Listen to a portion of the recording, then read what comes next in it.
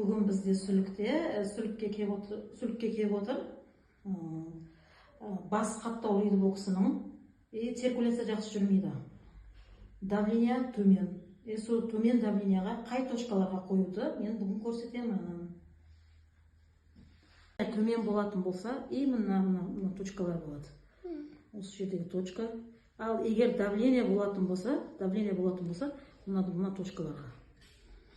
Ол кісінің давлениясы төмен, соң үшін мына жерге қоямыз. И давление төмен болғаннан кейін, мына алды жағына қоялады. Вот, қазір соны салуды көреміз. Именно осы точкаларды жақсылап сүртіп аламыз қолмен. Жақсылап батырып сүртеміз. Қызару керек. Қатты қызару керек. Қатты қызарса, сүлікті жақсы ұстайды. Осы екі точка. Мына жерден омыртқа жүреді. Омыртқаның осы екі жағында. Тура осы жерлерден. Уже қызарды. Қызарғаннан кейін енді қоюды бастаймыз.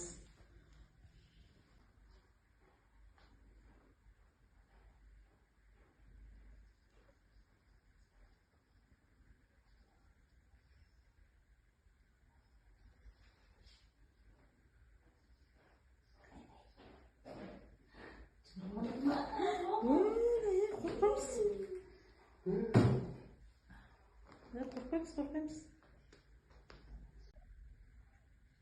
Желкеге жабыстырып жатырмыз. Бағана көрсеткен точкамыз.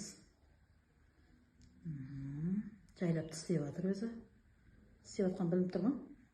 Да, сезіліп отыр.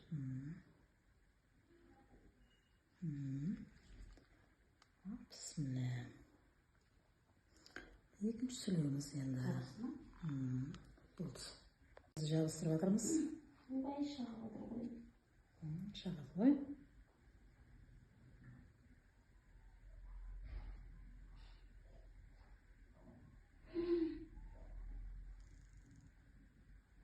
Айбай. Мына жақта ақсы қатты Бұл сүлік бар ғой, ойбай дегенде қорыққан сайында не қылмайды. Ол өзі сүлікті қорқақ болса өзі.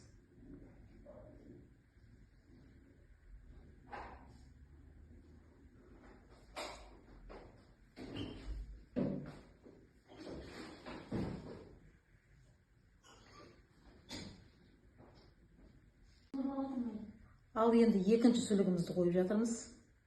Екінші сүлігімізді жабысты. Тістеп, қойып жіберіп зорға дегенде жабыстырдық екіншісіне. Мына екі сүлік. Екі желкеге отырды. Енді жаймен тағы бір точкаға қоямыз. Давление төмен болған жағдайда ғана осы точкаларға қойылады. Егер давление бар болса, мына точкаларға, мына жерлерге қойылады. Өзінің әр сүлік қойғанда өзінің точкалары болады бұның. Мұны алдыңға давление төмен деген неге, алдыңғы жағына тура осы жерге қойылады.